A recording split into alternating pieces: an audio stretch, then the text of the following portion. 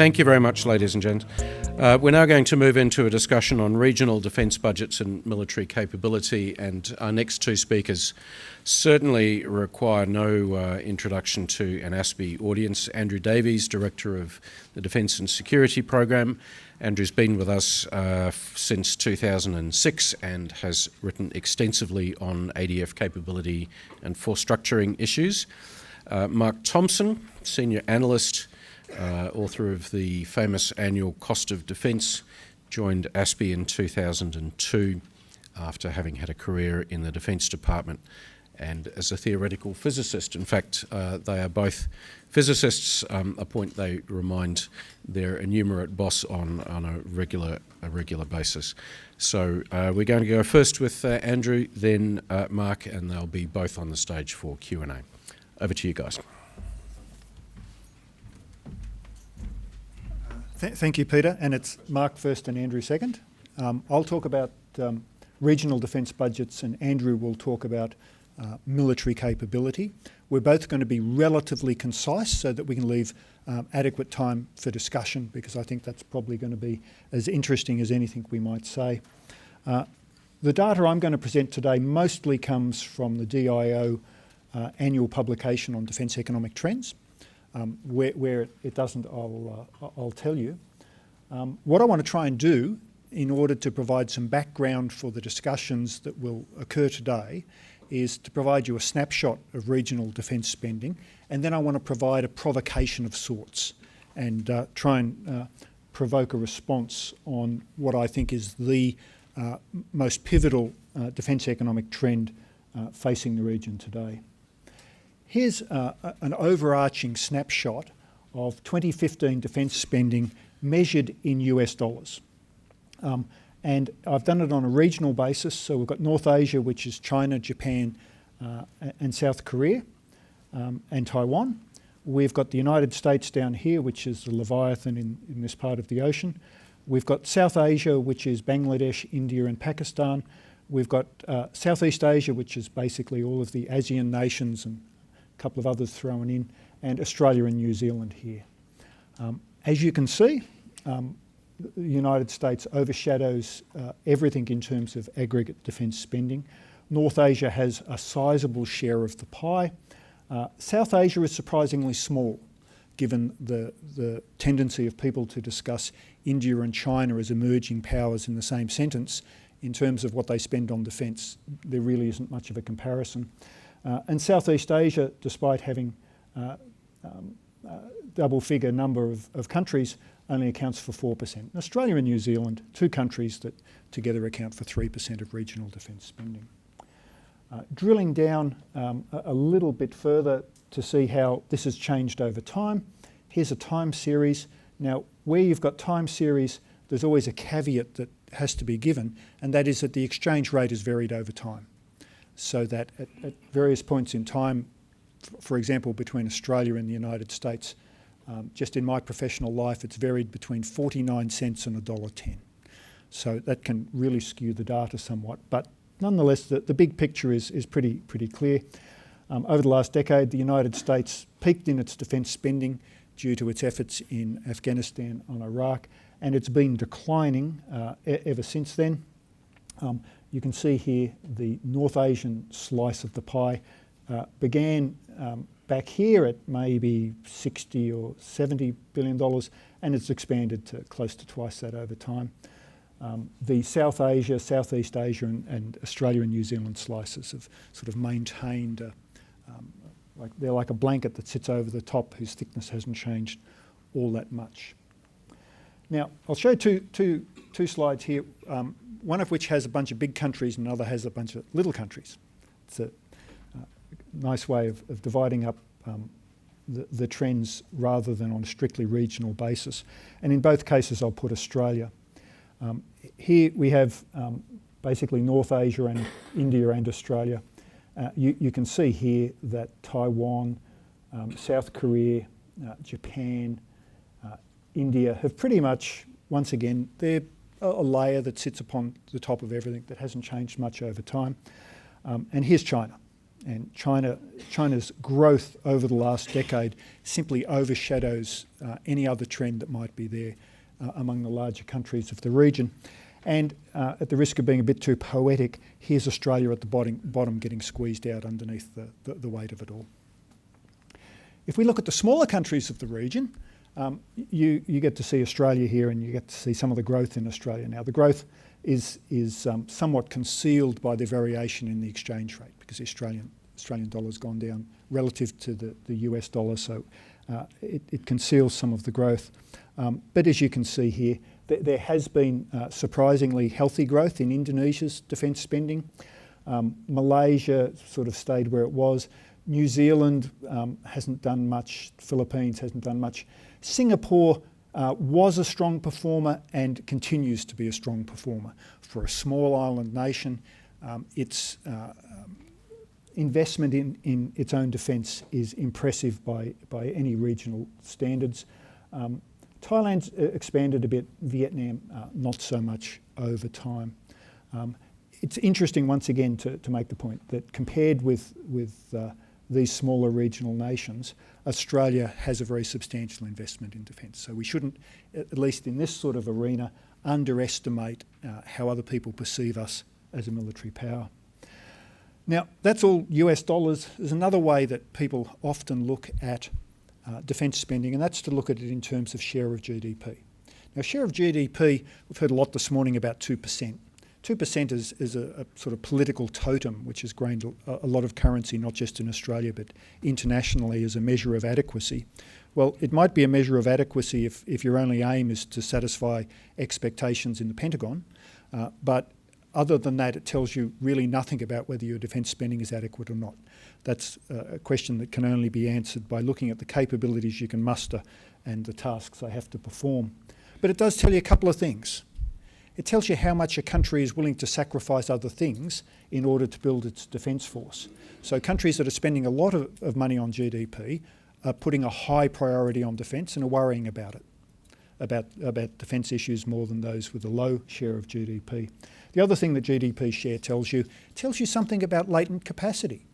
If a country is spending 10% of GDP, they've got less capacity to expand their defence effort than a country that's trundling along at 1% of GDP.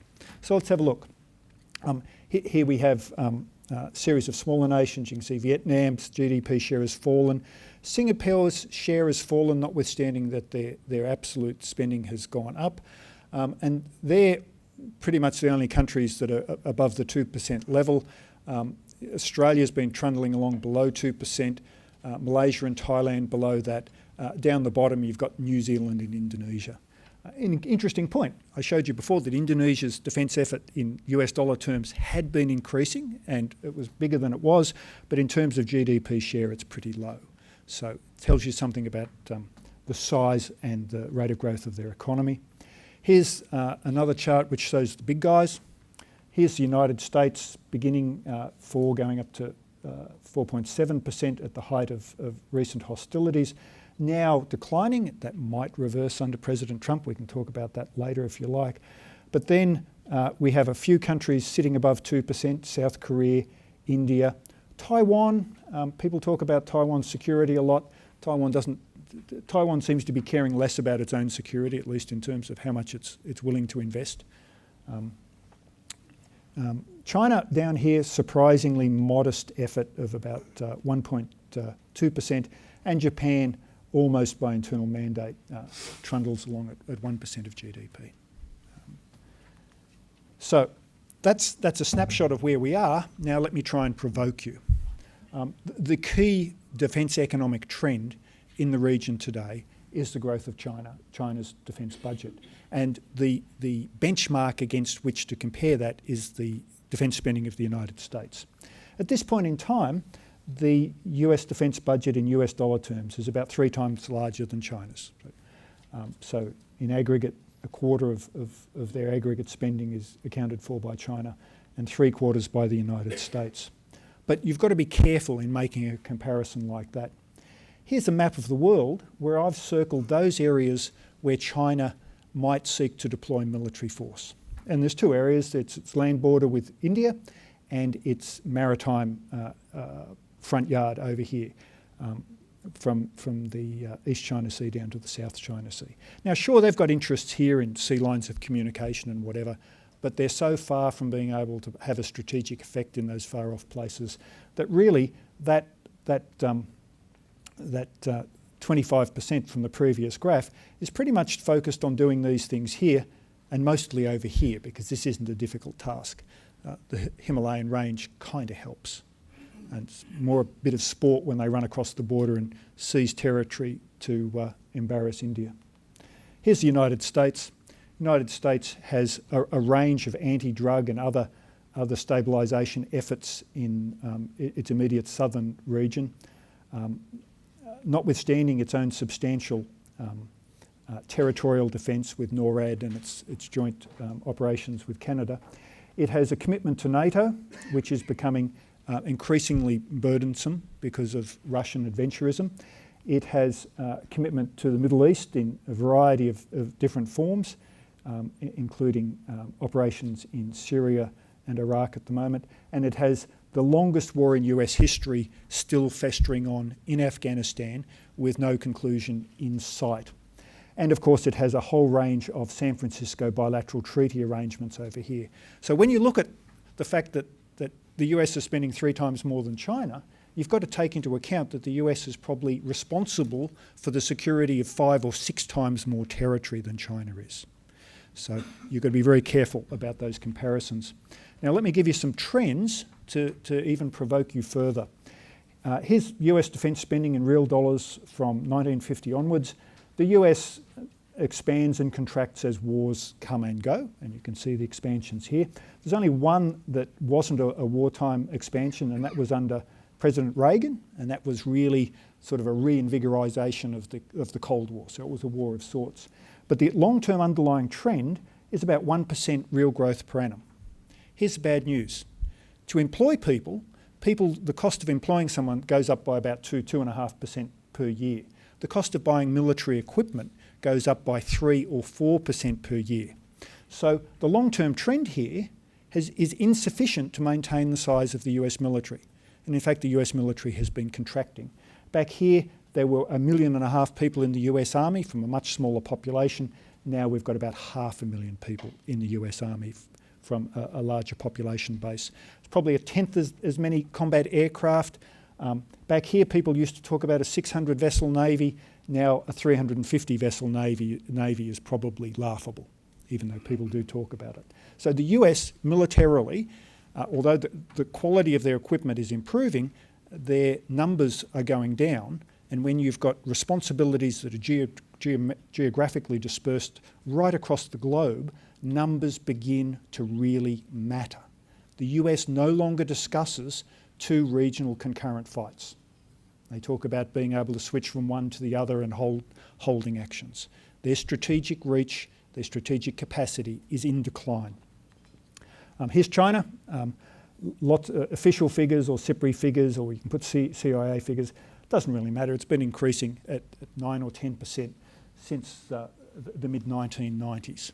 And that's allowed them to build an increasingly formidable force. There's some excitement that they announced that this year they're only going to increase their defence spending by 7% rather than 10%.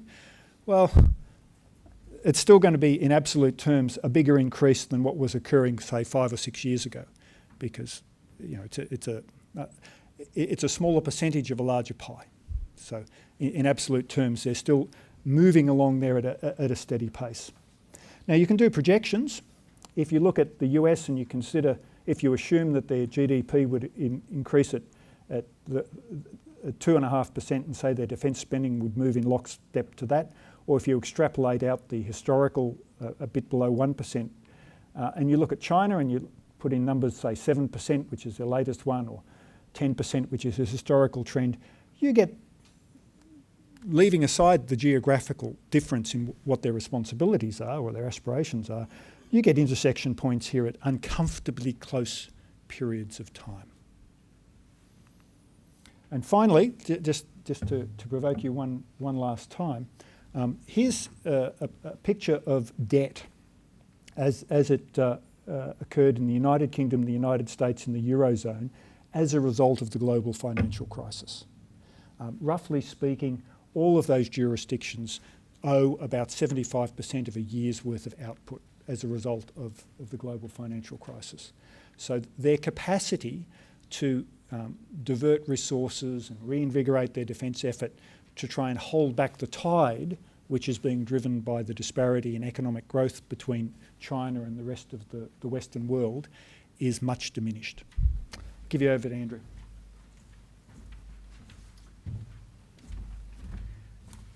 Thanks, Mark. By and large, this is going to be what he said, but with pictures of ships and aeroplanes.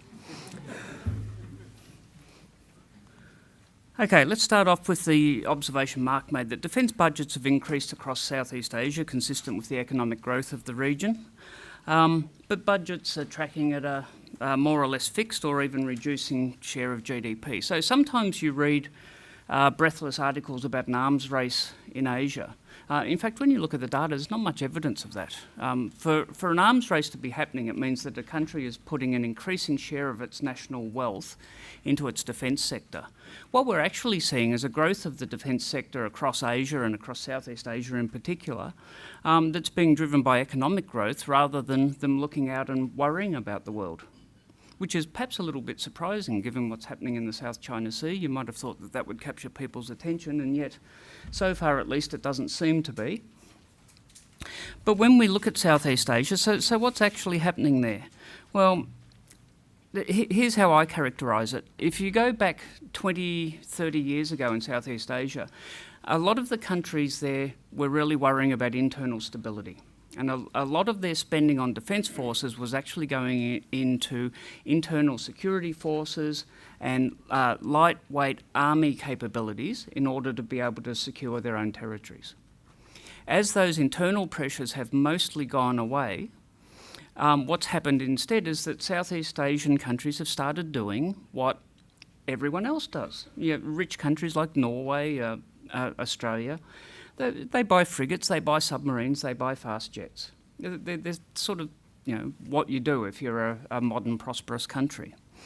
So what we're seeing, for the most part, is a lot of off-the-shelf purchases of things like naval vessels and combat aircraft, and it's improving the air and maritime capabilities of the region. Now, there's some caveats on that, and I'll come back to it in a minute. But there are some very sophisticated systems that are entering the region at the moment. But when I look at them, what I see is that end-to-end capability solutions are the exception rather than the rule. You don't get a maritime capability by buying 3 frigates. You don't get a submarine capability by buying a couple of submarines. You need all of the elements of capability that go into making them effective platforms, having effective support networks, being available when you need them. And that sort of that sort of thing that we struggle with here in Australia, the fundamental inputs to capability we don't always get right. Look at the Collins submarine, look at the Tiger helicopter. Okay, very sophisticated platforms that underperformed for a significant period of time because we didn't resource it properly and we didn't get all of those elements right. They weren't joined up. The other thing is that fleets tend to be piecemeal and small in size, and it's hard to get the critical capability mass. Anyone here from Navy knows that to deploy a frigate at long distance, you actually need 3 of them. The 1 in 3 rule applies for submarines as well.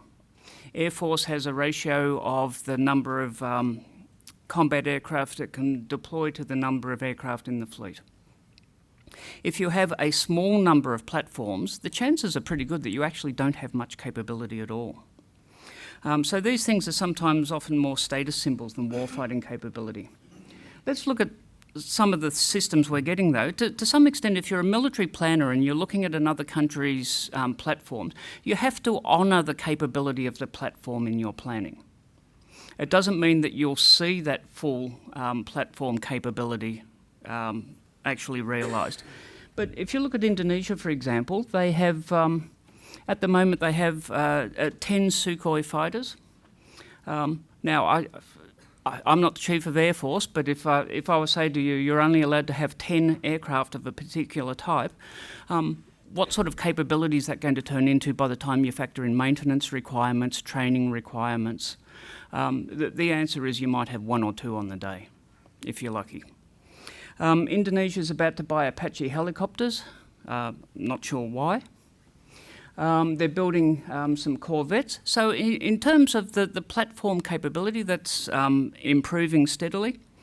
Now, the Kilo-class submarines, I think I first heard rumours of Indonesia buying Kilo-class submarines from the Russians in the 1990s, and it seems to come around on about a 5-year cycle, and we're yet to see them.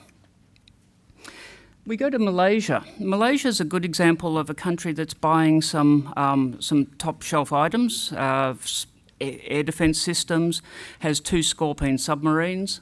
Interesting to think about what you can actually do with 2 submarines. You know, the 1 in 3 rule suggests that you need 3 of them to have one of them at sea reliably. But on a good day, they will have a Scorpene or 2 available. But you look at the Malaysian Air Force, and it's a very odd mix of frontline combat aircraft. They have a small number of Sukhoi Su-30s, a very capable platform. They have a smaller number of D-model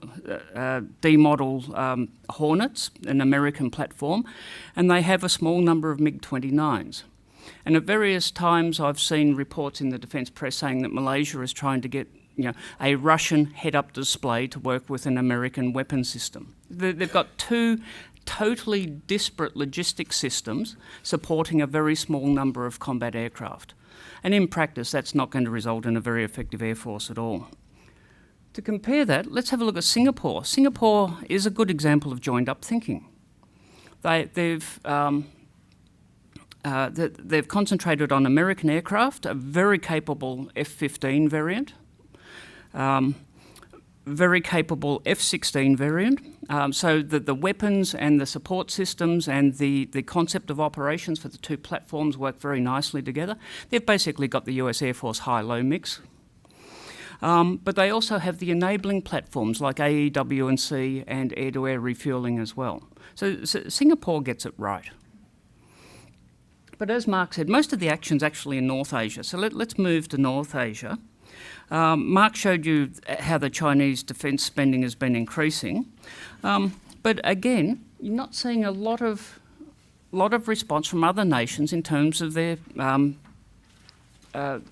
in terms of what they're spending on defence. The Chinese graph is almost literally off the chart. Let me do a very quick survey of North Asia. Japan is qualitatively the most sophisticated armed forces in North Asia, and they have a very robust, if inefficient, defence industry sector. That photograph there is the world's most expensive F-16 variant. It's the Mitsubishi F2, which was a collaborative development process with the United States. The unit cost is about 3 times what the US Air Force is paying for its F-16s. Nonetheless, Japan is a very capable regional player. They're about to move from 16 to 22 submarines in the next few years. So they absolutely cannot be ignored in terms of thinking about military capabilities in North Asia. Let's move to one of the flashpoints, North Korea and South Korea. North Korea has a huge military. It's not terribly capable, it's not terribly sophisticated in terms of the platforms it deploys. But as Stalin probably didn't say, quantity has a quality all its own. And almost 1 million active troops, literally millions of reservists, and 8,000 artillery pieces, many of which are pointed towards Seoul. It would focus your attention if you were South Korea. Lots of old platforms and a few newer ones of questionable capability. And if you look at South Korea, its conventional forces are qualitatively superior by almost every measure you want to apply. 500,000 troops, a pretty joined up air capability, 15 modern submarines drawing on German technology and now increasingly indigenous Korean development programs. 3 air warfare destroyers with 3 more on order, and a decent and capable frigate force. So what does that mean for the balance on the peninsula? Well, what it means is that North Korea relies on 2 things. Firstly, the bulk of its armed forces, but secondly, it's also relying on asymmetric capabilities as well. Things like electronic warfare, and it's doing things like GPS jamming, things that will degrade the capability of the sophisticated South Korean and American forces. It's very active in cyberspace, has a cadre of perhaps 1,200 pretty sophisticated hackers. And of course, its nuclear weapons and missile systems and a chemical weapons program, which may or may not have been on show in Malaysia's airport a couple of weeks ago. Okay. The Korean Peninsula has the potential to produce a very bloody conflict if things go poorly there. But let me turn to China. China's the big story. It has a three-pronged approach to capability development. It's steadily increasing the quality of its conventional forces. It's developing a range of asymmetric technologies for blunting the edge of US forces, and we should never lose sight of the fact that it's a nuclear power. In terms of its conventional forces, a lot of the money that's been spent in the last 20 years has gone into professionalising the People's Liberation Army and also providing it with more modern equipment. The quality of its air and maritime platforms is steadily improving, and with that comes a power projection capability that's increasing, and China has really been developing its power projection in a series of stages. First island chain, second island chain, beyond the second island chain. And the priority has been in roughly that order. Solve the Taiwan problem first, lock down the extended backyard second, worry about being a global power third, has been the approach. It's building aircraft carriers. I'm not sure how much we need to worry about that. Aircraft carriers are very large targets. Somebody from Reuters rang me up one day and said, what's the significance of the latest Chinese aircraft carrier? And I said, a fun day out for a Virginia-class submarine. Nonetheless, these are very sophisticated platforms, and China will develop the ability to deploy a carrier battle group, certainly within the second island chain, and it won't be too long before we see them further out than that. Their submarine fleet has been modernising at a dramatic pace with a mixture of nuclear and conventional submarines, and the Defence White Paper last year said that China will have about 70 modern submarines by 2020. Remembering that we're going to get our first future submarine around 2030. Our seventh will arrive in 2040, so that's the first time that we'll have more than the 6 we have at the moment, and we'll have 12 by 2050. Just to put those numbers in perspective. In terms of their air capability, China has many advanced fourth-generation aircraft, mostly of Russian design, and some more advanced types itself. I hesitate to call it a fully functional fifth-generation platform, but they're certainly edging up towards it. And I'll just make the observation here that the clipping at the bottom, the RAND Corporation has done a series of simulations, about 5-year intervals, of an air war over the Taiwan Strait. When they did it in the early 2000s, the United States won handsomely. When they did it in 2009, it was about a 50-50 proposition. When they did it again a couple of years ago, the Chinese won in the majority of simulations. And it's not because their platforms one-on-one are better than the American platforms, it's because they have more of them and can generate more sorties because of the geographical advantage of operating close to home. In terms of their asymmetric capabilities designed to thwart the US, they're developing a range of systems, anti-ship submarines, aircraft-launched cruise missiles and ballistic missiles. The missile on display there is the DF-26, range of 3,000 to 4,000 kilometres, accuracy of a couple of 100 metres, circular error probable, capable of being launched from mobile platforms. And we know that they're testing them against aircraft carrier-sized targets because Google Earth tells us that. This is a test site in the Gobi Desert. The outline at the bottom is the outline of a Nimitz-class carrier. And you can see the craters there that in terms of if they had impacted on an actual carrier, would certainly have let the air out and let the water in. Okay. They're also developing long-range surface-to-air systems, developing, but it's not all high-tech stuff. China can deploy 20,000 sea mines in the space of about 24 hours by using a range of coastal vessels and also using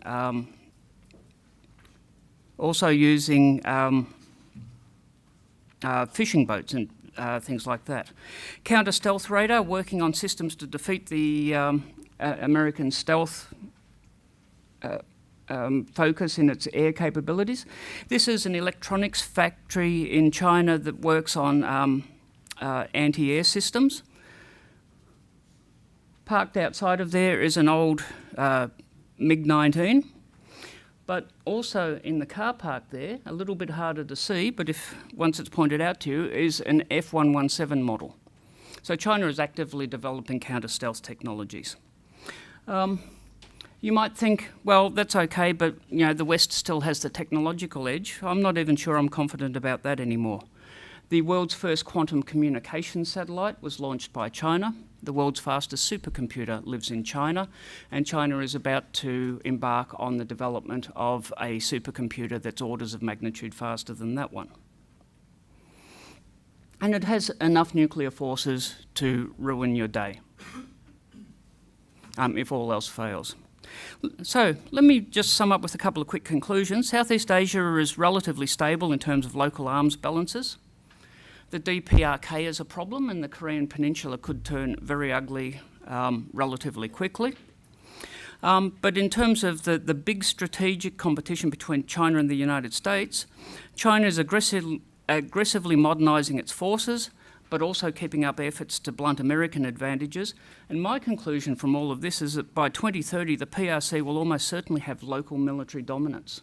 Mark came to it from an economic point of view and a defence spending point of view. When you look at it in terms of capability, you actually reach the same conclusion. So I'll stop there, and Mark and I will take some questions in the time we've got left. Sorry, that was a lot of information very quickly, but hopefully. Malcolm. Andrew, just a question about China and its rate of military capability advance. Are they actually progressing faster in terms of technology development than the Americans? And I use the example of the F-35 development versus the J-20. How quickly are they catching up in terms of the potential to leapfrog capabilities? And are they doing it in a more cost-effective manner than we are? Oh, no, I don't think they're doing it in a more cost-effective way, but it might be more effective. I think they're essentially doing what the United States used to do, which you'd build lots of things and try them and then consolidate on the ones that work.